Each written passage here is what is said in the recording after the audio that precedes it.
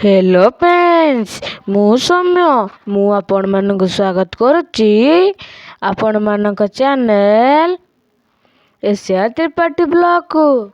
मु आशा करुच्ची आपण मन सब भलरे थिबे।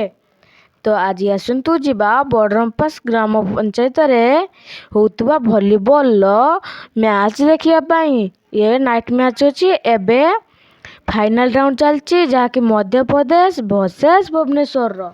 तो डेरी करबानी देखंतु मैच को एंजॉय करंतु। जदि वीडियो भल लागे गोटे लाइक करिवे एवं शेयर करिवे सब्सक्राइब करिवे। जबलपुर से आए हुए team east west central railway Madhya Pradesh और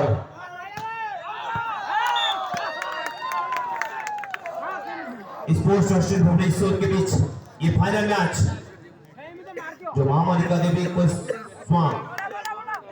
ऑल इंडिया डे नाइट।